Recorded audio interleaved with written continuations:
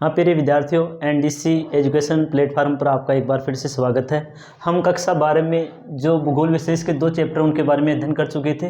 अब हम अध्ययन करेंगे जनसंख्या संगठन, जो हमारा तीसरा चैप्टर होगा। अगर हम जनसंख्या संगठन की बात करते हैं तो जनसंख्या संगठन के अंदर हम लिंगानुपात, साक्षरता, ग्रामीण व नगरीय संगठन,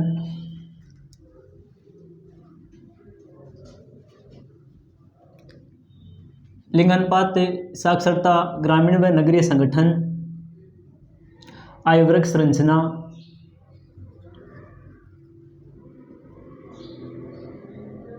आयु वर्ग संरचना के साथ में आयु लिंग पिरामिड,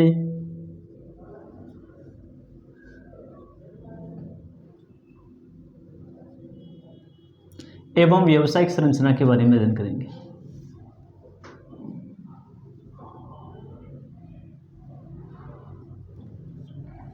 सबसे पहले हम बात करते हैं जनसंख्या संगठन की। जनसंख्या संगठन किसे कहते हैं? जनसंख्या संगठन की अगर हम बात करते हैं तो भूगोल में वह विषय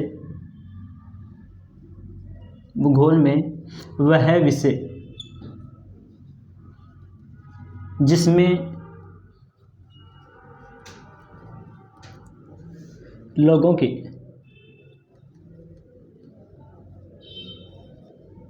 आयु, लिंग, धर्म, जाति, शिक्षा, व्यवसाय का स्तर आदि सभी स्तरों के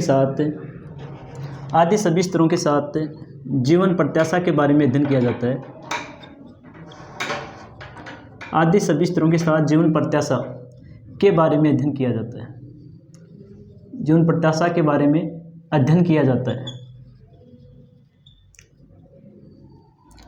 वह विषय अध्ययन किया जाता है, वह विषय जनसंख्या संगठन कहलाता है।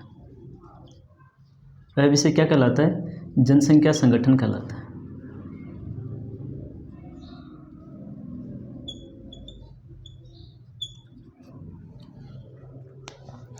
यहाँ पर इस चैप्टर में हम जनसंख्या संगठन के बारे में अध्ययन करेंगे।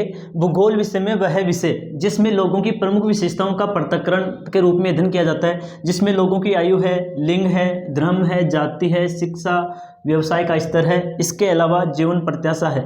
इन सभी चीज़ों के बारे में अध्ययन हम जिस विषय के अंतर्गत करते हैं भूगोल में, वह विषय जनसंख्या संगठन कहलाता है। तो इस अध्याय में हम जनसंख्या संगठन के तहत जिन प्रमुख पहलुओं के ऊपर अध्ययन करेंगे, इन प्रमुख पहलुओं के अंदर हम लिंगानुपात है, साक्षरता है, ग्रामीण व नगरीय संगठन है, आयु वर्ग संरचना है, आयु लिंग पिरामिड है और व्यावसायिक संरचना है, इन सभी के बारे में अध्ययन करेंगे। सबसे पहले हम अध्ययन करेंगे लिंगानुपात के बारे में। इस लेसन में हम सबसे पहले जिसके बारे में अध्ययन करेंगे वो हमारा पहला जो टॉपिक रहेगा वो रहेगा लिंगानुपात। लिंगानुपात को अगर एक देखा जाए तो लिंगानुपात में स्त्री एवं पुरुषों के जो अनुपात है उसके बारे में अध्ययन किया जाता है। यानी कि अपने देश के अंदर या विश्व स्तर पर जो स्त्री और पुरुषों की संख्या में जो अनुपात पाया जाता है उससे ही क्या कहा जाता है? लिंगानुपात कहा जाता है। लिंगानुपात, तो लिंगानुपात में प्रमुख रूप से लिंगानुपात की अगर हम बात करते हैं तो लिंगानुपात में प्रमुख रूप से स्त्री एवं पुरुषों के अनुपात के बारे में अध्ययन किया जाता है। स्त्री एवं पुरुषों के अनुपात के बारे में अध्ययन किया जाता है। विश्व स्तर पर लिंगानुपात की अगर हम परिभाषा की बात करते हैं तो एग्जाम में छोटा क्वेश्चन भी आ सकता है कि लिंगानुपात को परिभाषित करते हुए लिंगानुपात ज्ञात करने का सूत्र लिखिए। तो परिभाषा है वो 2 प्रकार से दी जाती है। विश्व के देशों में अगर बात की जाए तो प्रति 1000 स्त्रियों के पीछे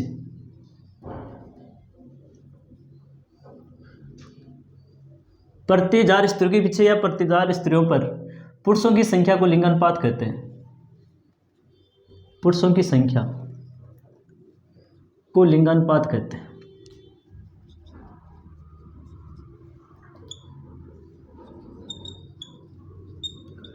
यानी कि प्रति 1000 स्त्रियों की पीछे पुरुषों की संख्या को क्या कहा जाता है? लिंगानुपात कहा जाता है। यह है विश्व स्तर पर, यानी कि विश्व स्तर पर जो लिंगानुपात का मापन किया जाता है वो इस सूत्र के आधार पर किया जाता है। जैसे मान लीजिए कि विश्व का औसत लिंगानुपात कितना है।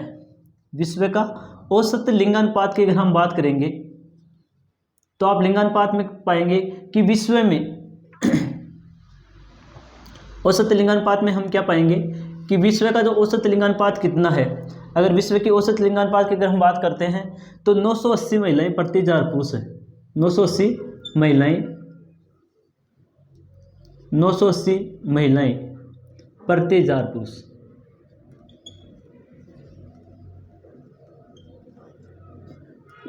ये प्रति 1000 के ऊपर होना चाहिए, लेकिन आप अपनी बुक में देखेंगे तो 100 महिलाएं प्रति 110 पुरुष, 100 महिलाएं प्रति 102 पुरुष दे रखा है। यानी कि विश्व के संदर्भ में अगर हम लिंगानुपात की परिभाषा की बात करते हैं तो लिंगानुपात किससे कहते हैं? प्रति 1000 स्त्रियों के पीछे पुरुषों की संख्या को लिंगानुपात कहते हैं। ऐसी स्थिति में विश्व का जो औसत लिंगानुपात है वो कितना है? 100 महिलाएं प्रति 1000 पुरुष है, यानी कि 980 महिलाएं प्रति 1000 पुरुष। तो यहाँ पर 100 महिलाओं पर कितने पुरुष पाए जाते हैं? विश्व में 102 पुरुष पाए जाते हैं। ऐसे अगर लिंगानुपात की परिभाषा हम अपने देश भारत के संदर्भ में देखते हैं, भारत के संदर्भ में लिंगानुपात की परिभाषा क्या है? अगर भारत के संदर्भ में लिंगानुपात की परिभाषा की बात करते हैं तो भारत के संदर्भ में लिंगानुपात की परिभाषा है प्रति 1000 पुरुषों के पीछे, प्रति 1000 पुरुषों के मध्य, प्रति 1000 पुरुषों के मध्य स्त्रियों की संख्या, प्रति 1000 पुरुषों के मध्य या पुरुषों के पीछे स्त्रियों की संख्या, स्त्रियों की संख्या को लिंगानुपात कहा जाता है। स्त्रियों की संख्या को क्या कहा जाता है? लिंगानुपात कहा जाता है। जैसे मान लीजिए कि भारत का औसत लिंगानुपात है 2011 के अनुसार, भारत के लिंगानुपात की बात करते हैं तो 943 महिलाएं प्रति 1000 पुरुष है। भारत का औसत लिंगानुपात 2011 की जनगणना के अनुसार कितना है? 2011 की जनगणना के अनुसार है 943 महिलाएं प्रति 1000 पुरुष। और भारत के संदर्भ में लिंगानुपात ज्ञात करने का सूत्र है प्रति 1000 पुरुषों के पीछे स्त्रियों की संख्या को क्या कहा जाता है? लिंगानुपात कहा जाता है। अब लिंगानुपात की परिभाषा के साथ में आपको लिंगानुपात ज्ञात करने का सूत्र लिखा जाता है। सबसे पहले हमने पढ़ा था कि स्त्री एवं पुरुषों की संख्या है, इसके अनुपात को क्या कहा जाता है? लिंगानुपात कहा जाता है। और ये संख्या कितने पे इंगित की जाती है? प्रति 1000 पर इंगित की जाती है। तो विश्व के संदर्भ में अगर हम लिंगानुपात का सूत्र लिखेंगे तो विश्व के संदर्भ में लिंगानुपात का सूत्र होगा प्रति 1000 स्त्रियों के पीछे पुरुषों की संख्या। किनके पीछे? स्त्रियों की संख्या। तो यहां पर आप लिखेंगे स्त्रियों की संख्या, स्त्रियों की संख्या अनुपात पुरुषों की संख्या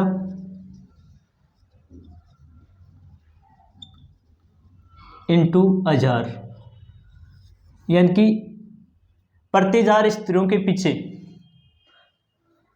पुरुषों की संख्या को लिंगानुपात कहते हैं। विश्व के संदर्भ में ये सूत्र हो जाएगा। और भारत के संदर्भ में लिंगानुपात ज्ञात करने का सूत्र होगा पुरुषों की संख्या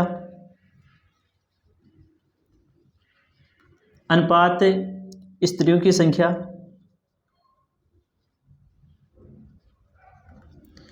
इंटू 1000। यह आपको हमेशा ध्यान रखना है कि जैसे हमने जनसंख्या घनत्व का सूत्र आपको बताया था, उसमें कुल जनसंख्या अनुपात कुल क्षेत्रफल इंटू 100 बताया था। तो कभी कभार आप सूत्र लिखते हैं तो 100 के आधार पर यहाँ पे 1000 के पीछे इनकी गिनती की जाती है, लेकिन आप यहाँ पर 100 लिखते हैं और आपका ये क्वेश्चन क्या हो जाता है? गलत हो जाता है। तो ये भी आपको ध्यान रखना है। परिभाषा है प्रति 1000 स्त्रियों के पीछे पुरुषों की संख्या को लिंगानुपात कहते हैं। लिंगानुपात ज्ञात करने का सूत्र है स्त्रियों की संख्या अनुपात पुरुषों की संख्या इंटू 1000। परिभाषा आप इनमें से कोई सी भी लिख सकते हैं और सूत्र भी परिभाषा के अकॉर्डिंग लिखेंगे। कोई सी भी परिभाषा लिखो, आपका आंसर सही होगा। इसके बाद में हम बात करते हैं विश्व के देशों में जो लिंगानुपात है उसके वितरण के बारे में। तो जैसा कि हमने देखा कि विश्व के देशों के अंदर अगर हम लिंगानुपात के वितरण की बात करते हैं तो कौन सा ऐसा देश है जिसमें लिंगानुपात अधिक पाया जाता है, कौन सा ऐसा देश है जिसमें लिंगानुपात कम पाया जाता है, किस देश में लिंगानुपात अधिक पाए जाने के कारण क्या है और किसी देश में लिंगानुपात में कमी होने के प्रमुख कारण क्या है। तो सबसे पहले हम बात करेंगे विश्व के औसत लिंगानुपात की। विश्व के औसत लिंगानुपात की, विश्व का औसत लिंगानुपात, यहाँ पर जो भी आंकड़े लिखे जा रहे हैं वो आपकी जो एनसीईआरटी पाठ्य पुस्तक है उसके आधार पर लिखे जा रहे हैं। तो लिंगानुपात, विश्व का औसत लिंगानुपात की अगर हम बात करते हैं तो 100 महिलाओं पर 102 पुरुष। विश्व का औसत लिंगानुपात कितना है? 100 महिलाओं पर 102 पुरुष, 100 महिलाएं और 102 पुरुष, ये विश्व का औसत लिंगानुपात है। अगर अपने दृष्टिकोण आधार पर देखा जाए तो 980 महिलाएं प्रति 1000 पुरुष विश्व का औसत लिंगानुपात है। यानी कि 100 महिलाएं प्रति 102 पुरुष जो विश्व का औसत लिंगानुपात है, प्रति 1000 पर ये 980 महिलाएं प्रति 1000 पुरुष है। इसके बाद में विश्व में सर्वाधिक लिंगानुपात वाला देश, विश्व में सर्वाधिक लिंगानुपात वाले देश की बात करते हैं तो विश्व में सर्वाधिक लिंगानुपात वाला जो देश है, विश्व में सर्वाधिक लिंगानुपात वाला देश है वो है लेटविया। विश्व में सर्वाधिक लिंगानुपात वाला देश कौन सा है? लेटविया है। लेटविया कौन से देश महादेश में स्थित है? कौन से महाद्वीप में स्थित है? तो यूरोप महाद्वीप में स्थित है। अगर लेटविया के लिंगानुपात की अगर हम बात करते हैं तो यहाँ का जो औसत लिंगानुपात है उस लिंगानुपात की बात करते हैं तो यहाँ का लिंगानुपात कितना है? 1150 महिलाएं प्रति 1000 पुरुष। यानी कि वहाँ पर दे रखा है कि 100 महिलाएं 85 पुरुष। यानी कि अपने पाठ्य पुस्तक में जो सर्वाधिक लिंगानुपात वाला देश है वो कौन सा है? लेटविया है, यूरोप महाद्वीप में स्थित है। लेटविया का जो लिंगानुपात दे रखा है वो कितना है? 100 महिलाएं प्रति 85 पुरुष। यानी कि अपने भारतीय दृष्टिकोण के अनुसार 1150 महिलाएं प्रति 1000 पुरुष।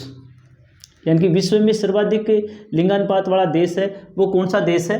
लेटविया है, यूरोप महाद्वीप का देश है, जहां का लिंगानुपात 1150 महिलाएं प्रति 1000 पुरुष है। या 100 महिलाओं पर कितने पुरुष पाए जाते हैं उस देश के अंदर? केवल 85 पुरुष पाए जाते हैं। यानी कि यहाँ पर लिंगानुपात है वो स्त्रियों के अनुकूल है। इसके बाद में सबसे कम लिंगानुपात वाला देश, सबसे कम लिंगानुपात,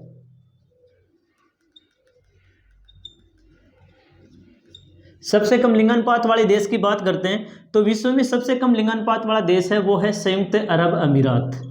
संयुक्त अरब अमीरात, संयुक्त अरब अमीरात की अगर हम बात करते हैं तो ये विश्व में से सबसे कम लिंगानुपात वाला देश है। अगर इस देश के लिंगानुपात की हम बात करते हैं तो यहाँ पर 100 महिलाओं पर 311 पुरुष पाए जाते हैं। 100 महिलाओं पर 311 पुरुष पाए जाते हैं। यानी कि विश्व में सबसे कम लिंगानुपात वाला देश कौन सा है? विश्व में सबसे कम लिंगानुपात वाला देश संयुक्त अरब अमीरात है। संयुक्त अरब अमीरात की अगर हम बात करते हैं तो यहाँ का लिंगानुपात कितना है? यहाँ का लिंगानुपात 100 महिलाएं प्रति 311 पुरुष हैं। यानी कि यहाँ पर ये जो पुरुष सर्वाधिक पाए जाते हैं तो इसका प्रमुख कारण क्या है? यानी कि लिंगानुपात में इस देश में कमी होने का प्रमुख कारण क्या है? विश्व के दूसरे देशों से, विश्व के दूसरे देशों से लोगों का रोजगार के लिए आप्रवास करना। यानी कि संयुक्त अरब अमीरात जो विश्व में सबसे कम लिंगानुपात वाला देश है, जहां का लिंगानुपात 100 महिलाएं प्रति 1000 पुरुष है। भारत के संदर्भ में अगर देखा जाए तो 322 महिलाएं प्रति 1000 पुरुष, 322 महिलाएं प्रति 1000 पुरुष, ये सबसे कम लिंगानुपात वाला देश है संयुक्त अरब अमीरात, जो एशिया महाद्वीप में खाड़ी देशों के अंदर स्थित है। और यहाँ पर लिंगानुपात में कमी होने का सबसे महत्वपूर्ण कारण एक ही है कि यहाँ के में विश्व के अन्य देशों से लोग सर्वाधिक आप्रवास करते हैं रोजगार के कारण, जिस कारण यहाँ पर लोगों की संख्या अधिक पाई जाती है। वास्तविकता देखी जाए, अगर यहाँ के निवासी संयुक्त अरब अमीरात के निवासियों की बात करते हैं, केवल वहाँ के निवासियों का लिंगानुपात देखा जाए तो वो इतना कमजोर नहीं है जितना कि हमें यहाँ पर दिखाई दे रहा है 100 महिलाएं प्रति 311 पुरुष। वहाँ के लिंगानुपात में कमी होने का सबसे महत्वपूर्ण कारण यही है कि दूसरे देशों से लोग वहाँ पर रोजगार के लिए आप्रवास करते हैं, जिस कारण वहाँ पर लोगों की संख्या अधिक पाई जाती है, पुरुषों की संख्या अधिक पाई जाती है, जिस कारण यहाँ पर लिंगानुपात कम पाया जाता है। प्रवास के परिणामों के बारे में अपन ने अध्ययन किया है। प्रवास के जो परिणाम है, प्रवास के परिणाम है उसका हमने अध्ययन भूगोल सेकंड में हम अध्ययन करेंगे। उसमें ये बताया जाएगा एक परिणाम है जनांकीय परिणाम। एक परिणाम कौन सा है? जनांकीय परिणाम है। और जनांकीय परिणाम की सबसे महत्वपूर्ण विशेषता है इसके अनुसार उद्गम स्थान यानी कि जहाँ से व्यक्ति प्रवास करते हैं उस स्थान पर लिंगानुपात बढ़ता है। उस स्थान पर लिंगानुपात क्या होता है? प्लस में होता है। और गंतव्य स्थान, गंतव्य जो स्थान है उस पर लिंगानुपात क्या होता है? वहाँ पर लिंगानुपात घट जाता है, लिंगानुपात माइनस में चला जाता है। तो यही कारण है गंतव्य स्थान वाला, जिस कारण से संयुक्त अरब अमीरात है वहाँ के लिंगानुपात में कमी पाई जाती है। तो विश्व में सर्वाधिक लिंगानुपात वाला देश कौन सा है? लेटविया है, 100 महिलाएं प्रति 85 पुरुष। सबसे कम लिंगानुपात वाला देश है संयुक्त अरब अमीरात, 100 महिलाएं प्रति 311 पुरुष। विश्व का औसत लिंगानुपात 100 महिलाएं 102 पुरुष। भारत के संदर्भ में 980 महिलाएं प्रति 1000 पुरुष विश्व का औसत लिंगानुपात है। विश्व में सर्वाधिक लिंगानुपात वाला देश लेटविया, 1150 महिलाएं प्रति 1000 पुरुष है। ऐसे ही विश्व में सबसे कम लिंगानुपात वाला देश संयुक्त अरब अमीरात है, 322 महिलाएं प्रति 1000 पुरुष है। अगर हम विश्व के देशों के संदर्भ में बात करते हैं, इसके बाद में अगर हम बात करते हैं भारत के लिंगानुपात की, तो भारत का लिंगानुपात है, भारत का जो लिंगानुपात है वो 2011 के अनुसार, भारत का लिंगानुपात 2011 के अनुसार है वो है 943 महिलाएं प्रति 1000 पुरुष। अगर भारत में सर्वाधिक लिंगानुपात की बात करते हैं तो भारत में सर्वाधिक जो लिंगानुपात है वो केरल का है। केरल का सर्वाधिक जो लिंगानुपात है वो 1038 महिलाएं प्रति 1000 पुरुष है। भारतीय राज्यों में सर्वाधिक लिंगानुपात किसका है? केरल का है, 1038 महिलाएं प्रति 1000 पुरुष है। अगर केंद्र शासित प्रदेशों में देखा जाए तो केंद्र शासित प्रदेशों में भारत में सर्वाधिक जो लिंगानुपात वाला जो केंद्र शासित प्रदेश है वो है पांडिचेरी। पांडिचेरी भारत में राज्यों और केंद्र शासित प्रदेशों में सर्वाधिक लिंगानुपात वाला क्षेत्र है, जहां पर 1084 महिलाएं प्रति 1000 पुरुषों के ऊपर पाई जाती है। सबसे कम जो लिंगानुपात है भारत में वो है हरियाणा का। हरियाणा का जो लिंगानुपात है वो 876 महिलाएं प्रति 1000 पुरुष हैं। सबसे कम जो लिंगानुपात है वो किसका है? हरियाणा का है, जहां पर 876 महिलाएं प्रति 1000 पुरुष पाए जाते हैं। 2011 के अनुसार अगर हम राजस्थान के लिंगानुपात की बात करते हैं, अपना राज्य जो राजस्थान है, राजस्थान के लिंगानुपात की बात करते हैं तो यहाँ का लिंगानुपात 2011 के अनुसार 928 महिलाएं प्रति 1000 पुरुष। 2011 के अनुसार राजस्थान का लिंगानुपात कितना है? 928 महिलाएं प्रति 1000 पुरुष हैं। तो ये हमने विश्व के सर्वाधिक न्यूनतम और विश्व के औसत लिंगानुपात के साथ साथ हमने भारत का औसत लिंगानुपात 943 महिलाएं प्रति 1000 पुरुष। भारत में सर्वाधिक राज्य केरल 1038 महिलाएं प्रति 1000 पुरुष। केंद्र शासित प्रदेश और राज्यों में सर्वाधिक पांडिचेरी 1084 महिलाएं प्रति 1000 पुरुष। सबसे कम हरियाणा 876 महिलाएं प्रति 1000 पुरुष तथा राजस्थान के औसत लिंगानुपात 928 महिलाएं प्रति 1000 पुरुषों के बारे में अध्ययन किया। इसके बाद में हम बात करते हैं कि विश्व के देशों के संदर्भ में अगर देखा जाए तो विश्व के देशों में 139 देश ऐसे हैं जहां पर लिंगानुपात स्त्रियों के अनुकूल पाया जाता है, जबकि 72 देश ऐसे हैं जहां पर लिंगानुपात है वो स्त्रियों के प्रतिकूल पाया जाता है। यानी कि विश्व के देशों के संदर्भ में अगर हम बात करते हैं तो 139 देश, वहाँ पर लिंगानुपात की जो स्थिति देखें तो लिंगानुपात अनुकूल पाया जाता है, लिंगानुपात अनुकूल पाया जाता है। अगर हम विश्व के 139 देशों की बात की जाए जहाँ पर लिंगानुपात अनुकूल पाया जाता है तो इनमें अधिकांश जो देश हैं वो कौन से हैं? यूरोपीय देश। अधिकांश देश कौन से महाद्वीप के हैं? यूरोप महाद्वीप के हैं। यानी कि विश्व के 39 देश ऐसे हैं, 139 देश जिनमें लिंगानुपात स्त्रियों के अनुकूल पाया जाता है, यानी कि वहाँ पर स्त्रियों की संख्या में पुरुष कम पाए जाते हैं। ऐसे देशों की बात की जाए तो ऐसे देश सर्वाधिक कौन से महाद्वीप में हैं? यूरोप महाद्वीप में हैं। और आपके एग्जाम में क्वेश्चन आता है, अगर आप कंपटीशन एग्जाम की एग्जाम देते हैं उनके अंदर भी ये क्वेश्चन पूछे जाते हैं, जैसे यूजीसी नेट की जो आप एग्जाम देते हैं एनटीए आयोजित करवाता है, उनमें अगर पूछा जाता है तो विश्व में सर्वाधिक लिंगानुपात वाला महाद्वीप कौन सा है? विश्व में सर्वाधिक लिंगानुपात वाला महाद्वीप कौन सा है? तो विश्व में सर्वाधिक जो लिंगानुपात वाला महाद्वीप है वो है यूरोप महाद्वीप। सर्वाधिक लिंगानुपात वाला महाद्वीप कौन सा है? यूरोप महाद्वीप है। और विश्व में सर्वाधिक रोजगार के लिए प्रवास स्त्रियों का कौन से महाद्वीप में होता है? रोजगार के लिए सर्वाधिक प्रवास स्त्रियों का कौन से महाद्वीप में होता है, तो वो भी यूरोप महाद्वीप में ही होता है, क्योंकि यहाँ पर लिंगानुपात में अनुकूल होने का सबसे महत्वपूर्ण कारण है शिक्षा के स्तर में वृद्धि होना। यूरोप के अगर हम अधिकांश देशों की बात करते हैं, चाहे वो फ्रांस हो, चाहे वो स्विट्जरलैंड हो, चाहे वो ब्रिटेन हो, चाहे वो आयरलैंड हो, चाहे वो स्कॉटलैंड हो, चाहे वो नॉर्वे हो, इन सभी देशों की अगर शिक्षा का स्तर देखा जाए तो वहाँ पर शिक्षा है वो 100% है। वहाँ पर शिक्षा का स्तर कितना है, साक्षरता दर कितनी पाई जाती है, 100% पाई जाती है। इसके बजाय अगर हम भारत की साक्षरता देखते हैं तो 76% है 2011 की जनगणना के अनुसार। ऐसी स्थिति में हमारा देश है इन यूरोपियन देशों से शिक्षा की दृष्टि से 26% पिछड़ा हुआ है। तो विश्व के 139 देश है जहाँ पर लिंगानुपात स्त्रियों के अनुकूल पाया जाता है। यूरोप महाद्वीप में ये इनमें से अधिकांश देश शामिल है। विश्व में सर्वाधिक लिंगानुपात वाला महाद्वीप कौन सा है, यूरोप महाद्वीप है। इसके अलावा अगर हम देखा जाए तो रोजगार के लिए सर्वाधिक महिलाओं के द्वारा जो प्रवास किया जाता है वो कौन से महाद्वीप में किया जाता है, तो वो किया जाता है यूरोप महाद्वीप में। इसका प्रमुख कारण वहाँ के शिक्षा के स्तर में वृद्धि होना है। इसके बाद में अगर हम बात करते हैं बेहतर देश, विश्व के बेहतर देश ऐसे हैं जिन देशों में लिंगानुपात प्रतिकूल पाया जाता है।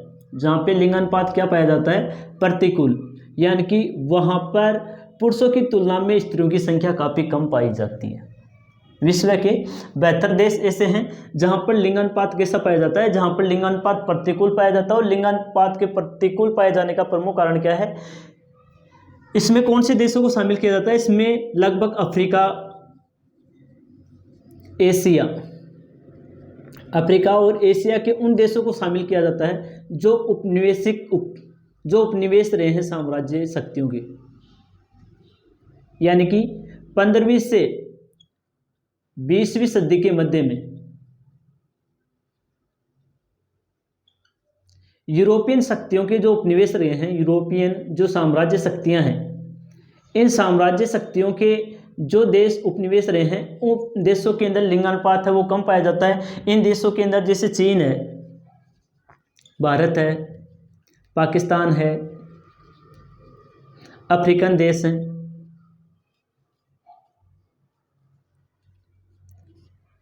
ये सभी देश शामिल हैं। और इन सभी देशों में लिंगानुपात में कमी होने का प्रमुख कारण है वहाँ पर एक तो शिक्षा की कमी होना। शिक्षा की कमी होने के कारण वहाँ पर स्त्री एवं पुरुषों के मध्य काफ़ी भेदभाव किया जाता है। सामाजिक भेदभाव की कमी के कारण वहाँ पर लिंगानुपात कम पाया जाता है। तो इस प्रकार से हम देख सकते हैं कि विश्व के 139 देश ऐसे हैं जहाँ पर लिंगानुपात स्त्रियों के अनुकूल पाया जाता है और बेहतर देश ऐसे हैं जहाँ पर लिंगानुपात स्त्रियों के प्रतिकूल पाया जाता है। प्रतिकूल देशों के अंदर अफ्रीका और एशिया महाद्वीप के वे देश शामिल हैं जहाँ पर 15वीं से 20वीं सदी के मध्य में यूरोपियन साम्राज्य शक्तियाँ हैं उनका साम्राज्य रहा है, यानी कि यही एक ऐसा कारण था जिस कारण इन देशों में शिक्षा का स्तर है वो आज भी कमज़ोर है। इनमें चीन, भारत, पाकिस्तान, अफ्रीकन देशों को शामिल किया जाता है। अब हम बात करेंगे लिंगानुपात में कमी के कारण, यानी कि विश्व में लिंगानुपात में कमी के प्रमुख कारण क्या हैं। यानी कि लगातार जो लिंगानुपात में कमी हो रही है इसके प्रमुख कारण है। तो लिंगानुपात में कमी के कारण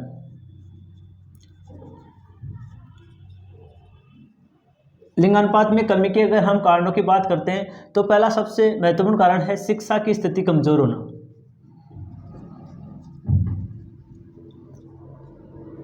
आज भी विश्व के देशों की अगर हम बात करते हैं तो विश्व के अधिकांश ऐसे देश हैं जहां पर शिक्षा का स्तर आज भी काफ़ी न्यूनतम पाया जाता है। अपने देश की अगर हम बात करें तो विश्व के दूसरे देशों की तुलना में अपने देश में केवल 76% जो जनसंख्या है वो ही साक्षर जनसंख्या है। इस 74% जनसंख्या में भी देखा जाए तो भारत की लगभग 82% जनसंख्या है वो पुरुषों की साक्षर है, जबकि स्त्रियों का देखा जाए तो स्त्रियों की साक्षरता दर 65% है लगभग। तो यानी कि साक्षरता है ये भी लिंगानुपात में कमी होने का एक महत्वपूर्ण कारण है। इसके अलावा उत्तराधिकार के लिए पुत्र प्राप्ति की लालसा, उत्तराधिकार के लिए पुत्र प्राप्ति की लालसा, ये दूसरा प्रमुख कारण है जिस कारण कन्या भ्रूण हत्या करवा दी जाती है। कन्या भ्रूण हत्या, स्त्री शिशु हत्या, ये ऐसे कारण है जिस कारण से भी लिंगानुपात में कमी हुई है। इसके बाद में तीसरा लिंगानुपात में कमी होने का कारण है बाल विवाह। बाल विवाह भी लिंगानुपात में कमी का प्रमुख कारण है, क्योंकि बाल विवाह होने के कारण जो बालिकाएं होती हैं उनकी उम्र कम होती है, और कम उम्र होने के कारण अधिकांश जो बालिकाएं हैं उनकी मृत्यु प्रसव काल के दौरान हो जाती है, क्योंकि अभी तक जो लड़कियां हैं वो इतनी परिपक्व नहीं हो पाती हैं कि वो अपनी जो संतान है उसकी प्रसव काल के दौरान जो पीड़ा होती है उसको सहन कर सकें। ऐसी स्थिति में बाल विवाह के कारण प्रसव काल के दौरान अधिकांश स्त्रियों की मृत्यु हो जाती है, वो भी लिंगानुपात में कमी का एक प्रमुख कारण है। इसके अलावा देखा जाए तो सामाजिक जागरूकता की कमी।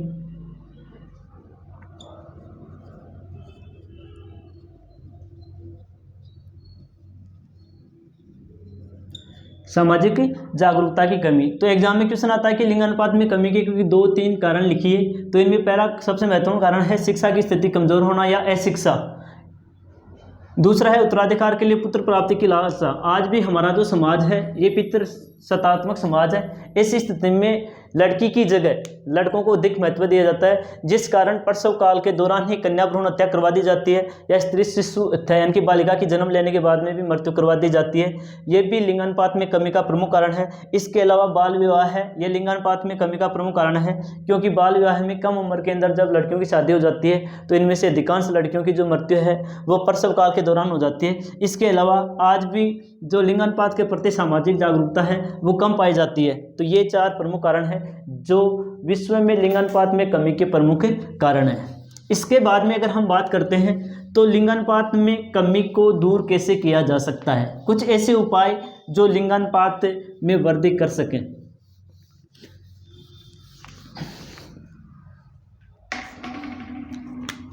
तो अगला अपना होगा लिंगानुपात में कमी को दूर करने के उपाय, यानी कि विश्व के जो बेहतर देश हैं जिनके अंदर लिंगानुपात वो प्रतिकूल पाया जाता है, तो इस प्रतिकूल लिंगानुपात को अनुकूल लिंगानुपात में कैसे परिवर्तित किया जा सकता है। तो लिंगानुपात में अनुकूल करने के लिए सबसे महत्वपूर्ण उपाय है वो है शिक्षा के स्तर में सुधार करना। शिक्षा के स्तर में सुधार करना। दूसरा, समाज में स्त्रियों को उचित महत्व देना।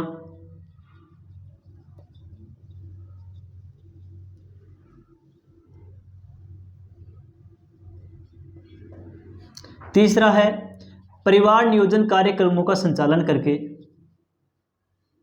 परिवार नियोजन कार्यक्रमों का संचालन करके।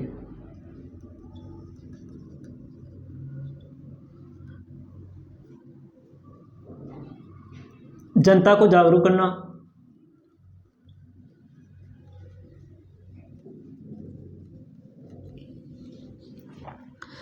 चौथा प्रमुख कारण है विवाह की आयु में वृद्धि करके, विवाह की आयु में वृद्धि करके प्रसव काल के दौरान जो महिलाओं की मृत्यु होती है उसको कम करना। प्रसव काल के दौरान स्त्रियों की मृत्यु को कम करना।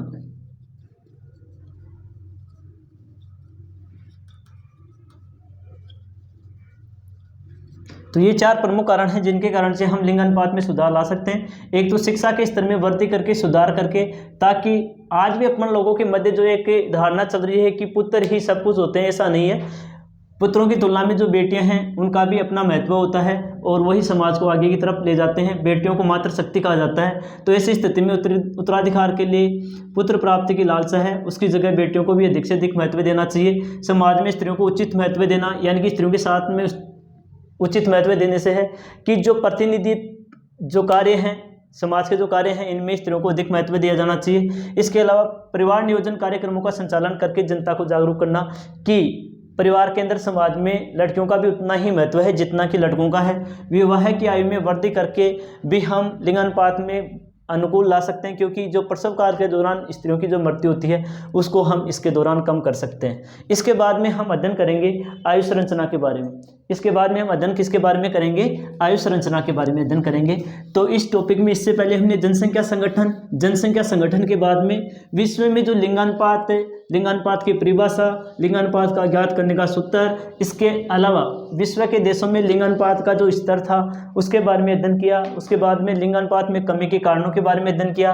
उसके बाद में लिंगानुपात में बचाव कैसे किया जा सकता है, अनुकूल कैसे बनाया जा सकता है, उसके बारे में अध्ययन किया। अब हम अध्ययन करेंगे आयु संरचना के बारे में। अब हम किसके बारे में अध्ययन करेंगे, आयु संरचना के बारे में अध्ययन करेंगे। आयु संरचना की अगर हम बात करते हैं तो आयु संरचना की अगर हम बात करते हैं तो आयु संरचना से तात्पर्य है विश्व में लोगों की आयु को, विश्व में लोगों की आयु को, विश्व में लोगों की आयु को विभिन्न आयु वर्गों में विभाजित करना, विश्व में लोगों की आयु को विभिन्न आयु वर्गों में विभाजित करना, विश्व में लोगों की आयु को विभिन्न आयु वर्गों में विभाजित करना ही क्या कहलाता है, आयु संरचना या आयु वर्ग संरचना कहलाता है। आयु संरचना की परिभाषा आपको पूछी जाए या फिर आपको आयु वर्ग की परिभाषा पूछी जाए, आयु संरचना की परिभाषा पूछी जाए या फिर आपको आयु वर्ग की परिभाषा पूछी जाए, तो आयु वर्ग संरचना और आयु संरचना से तात्पर्य है कि विश्व में लोगों की आयु को विभिन्न आयु वर्गों में विभाजित करना ही क्या कहलाता है, आयु वर्ग संरचना कहलाता है। अगर हम इनकी बात करते हैं तो विश्व में लोगों की आयु को 3 आयु वर्गों में विभाजित किया गया है। कितने आयु वर्गों में विभाजित किया गया है, 3 आयु वर्ग में विभाजित किया गया है। 3 आयु वर्ग कौन कौन से हैं, पहला आयु वर्ग है 0 से 14 आयु वर्ग। पहला वर्ग कौन सा है, 0 से 14 आयु वर्ग। 0 से 14 आयु वर्ग है, इसको बाल आयु वर्ग के नाम से भी जाना जाता है, बाल आयु वर्ग के नाम से भी जाना जाता है। दूसरा जो आयु वर्ग है प्यारे विद्यार्थियों वो है 15 से 59 आयु वर्ष, 15 से 59 आयु वर्ग। और 15 से 59 जो आयु वर्ग है इसे कार्यशील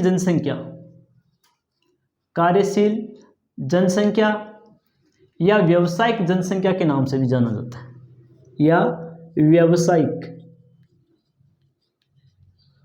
जनसंख्या वर्ग के नाम से भी जाना जाता है। यानी कि पहला जो वर्ग है वो 0 से 14 आयु वर्ग है, इसे बाल आयु वर्ग के नाम से भी जानते हैं। दूसरा जो आयु वर्ग है इसे 15 से 59 जो आयु वर्ग है इसे कार्यशील जनसंख्या या व्यावसायिक जनसंख्या आयु वर्ग के नाम से भी जानते हैं। इसके बाद में तीसरा जो आयु वर्ग है, इस तीसरे आयु वर्ग की अगर हम बात करते हैं तो तीसरे आयु वर्ग है उसका विभाजन है 60 वर्ष से अधिक। 60 वर्ष से अधिक की अगर हम बात करते हैं तो इसे वृद्ध आयु वर्ग कहा जाता है।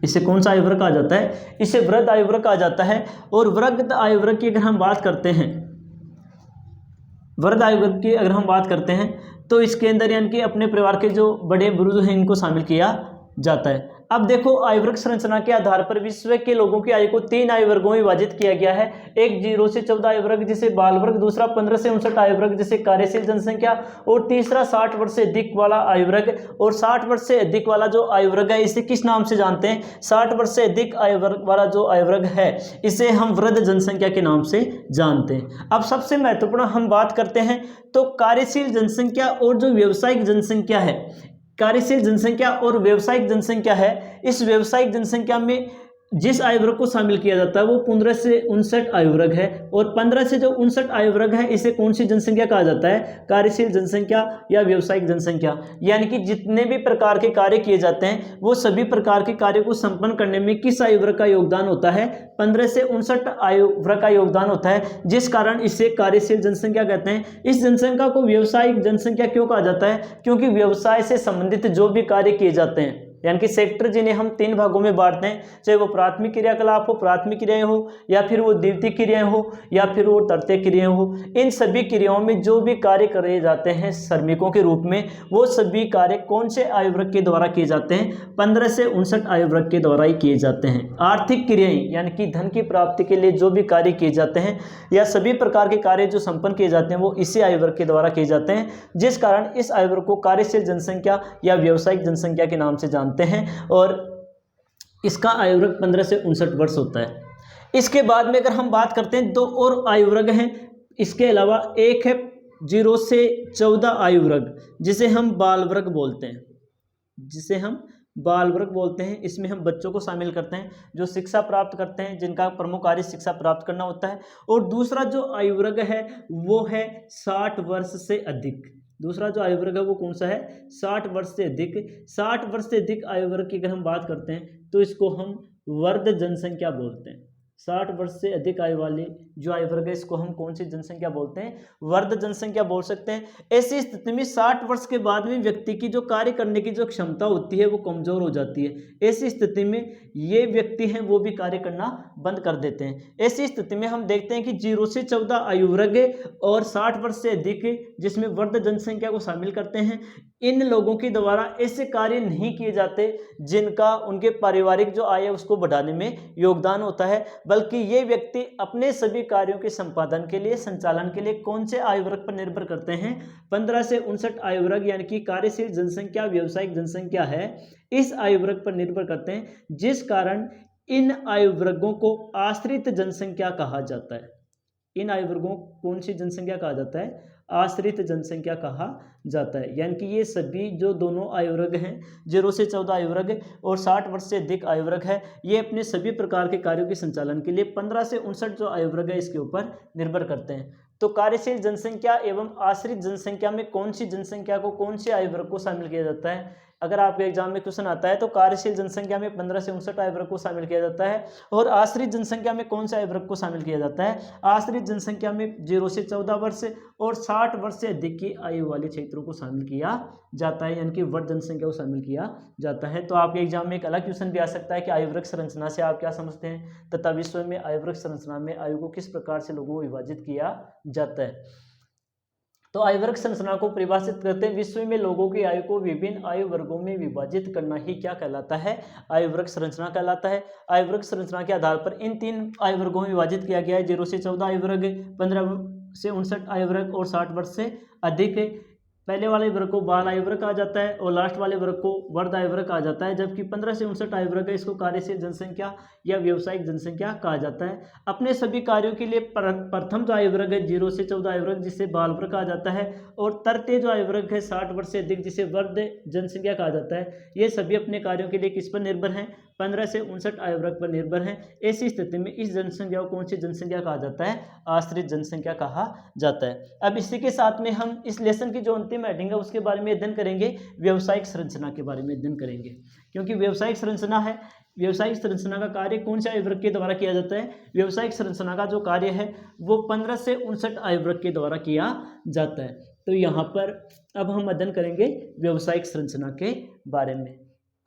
तो व्यावसायिक संरचना की अगर हम बात करते हैं, व्यावसायिक संरचना जो अपने लेसन की लास्ट हेडिंग है, लेकिन हम इसका आयु वर्ग संरचना के साथ में ही अध्ययन करेंगे। व्यावसायिक संरचना से तात्पर्य है लोगों के द्वारा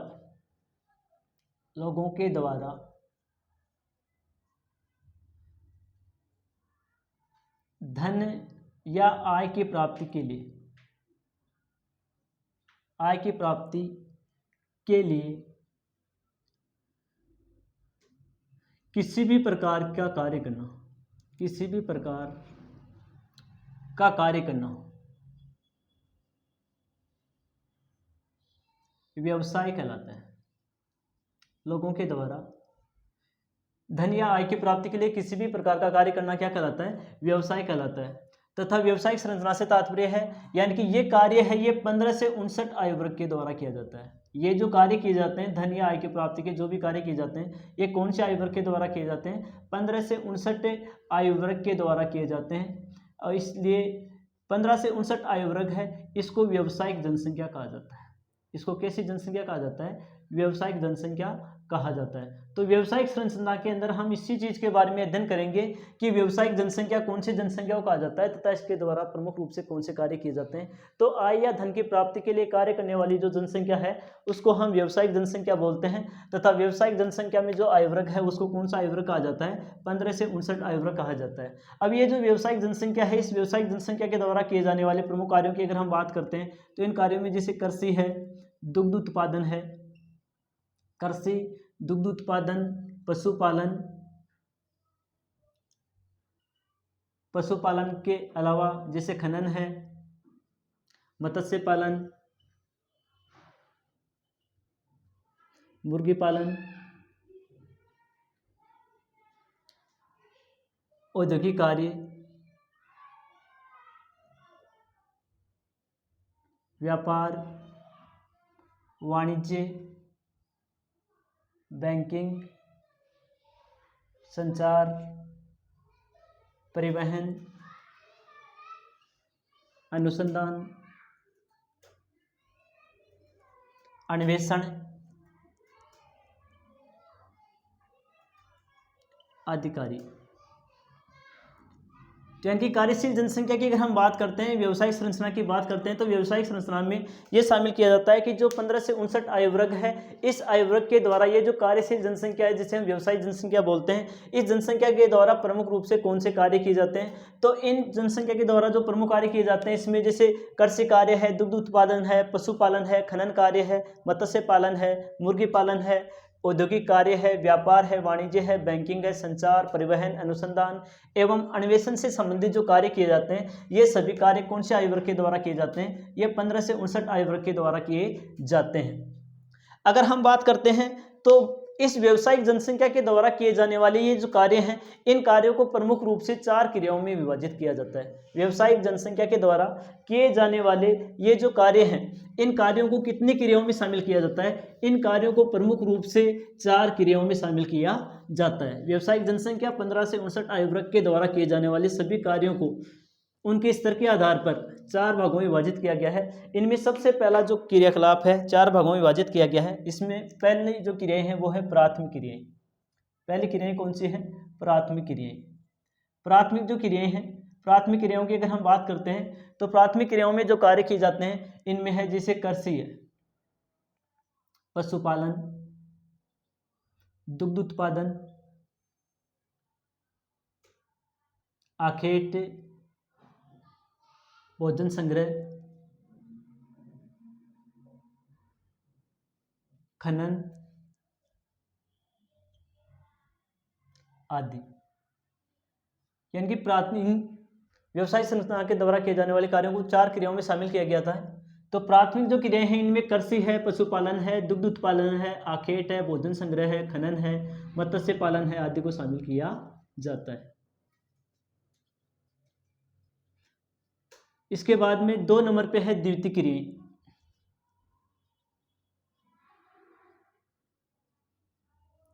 द्वितीय क्रियाओं की अगर हम बात करते हैं तो द्वितीय क्रियाएं हैं, इन द्वितीय क्रियाओं के अंदर विनिर्माण कार्यों को शामिल किया जाता है। किसको शामिल किया जाता है? विनिर्माण कार्यों को शामिल किया जाता है। और विनिर्माण में औद्योगिक कार्यों को शामिल किया जाता है। सभी प्रकार के जो औद्योगिक क्रियाकलाप हैं इनको किस में शामिल किया जाता है? इनको विनिर्माण में शामिल किया जाता है। इसके बाद में तीसरी जो क्रियाएं हैं, तीसरी क्रियाएं जिनके बारे में हम अध्ययन करेंगे तर्तक क्रियाएं। तर्तक क्रियाएं, तर्तक क्रियाओं की अगर हम बात करते हैं तो इनको सेवा क्षेत्र भी कहा जाता है।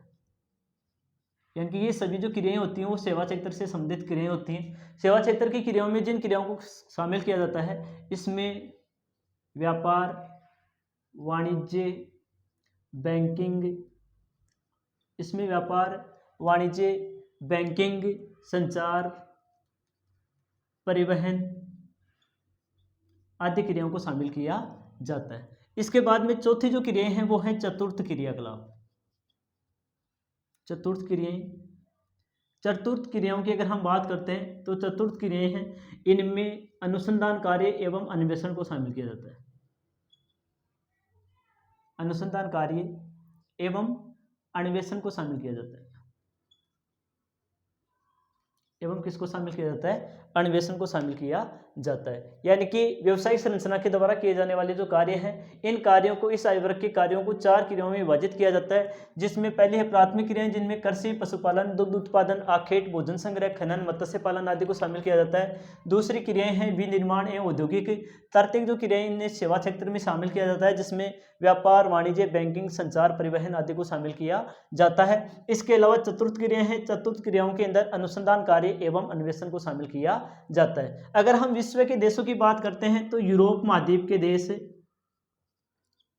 यूरोप महाद्वीप के देश इसके अलावा अमेरिका एवं विकसित देशों की अगर हम बात करते हैं, इसके अलावा अमेरिका एवं विकसित देशों की अगर हम बात करते हैं तो यहाँ के भी जो निवासी हैं वो प्रमुख रूप से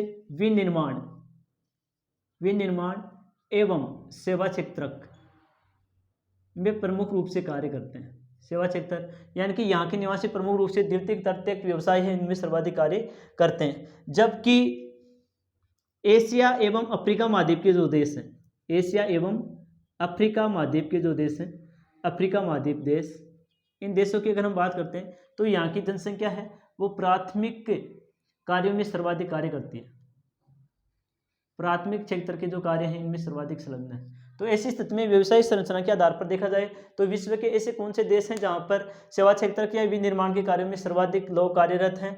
तो यूरोप महाद्वीप के अधिकांश देश हैं, अमेरिका के विकसित देश हैं, यहाँ के ये लोग सर्वाधिक कार्य करते हैं विनिर्माण एवं सेवा क्षेत्र में। जबकि एशिया एवं अफ्रीका महाद्वीप के देशों की बात की जाए तो आज भी यहाँ पर व्यवसाय का जो स्तर है वो प्राथमिक क्षेत्र में अधिक है, क्योंकि इन देशों के अंदर शिक्षा का स्तर कमजोर है, जिस कारण अधिकांश जनसंख्या है वो कृषि कार्यों में संलग्न है। जबकि दूसरी तरफ देखा जाए तो यूरोप महाद्वीप के देश हैं, अमेरिका देश है, ये देश हैं वो सूचना एवं तकनीक है, कंप्यूटर पर आधारित जो शिक्षा है, आधुनिक जो शिक्षा है, इनके स्तर में इन्होंने विकास किया है, जिस कारण ये सेवा क्षेत्र में सर्वाधिक इनका योगदान है। तो इस प्रकार अपने इस लेसन में जनसंख्या संगठन, लिंगानुपात की विभिन्नताओं, आयवर्ग संरचना एवं व्यावसायिक संरचना के बारे में अध्ययन किया। धन्यवाद।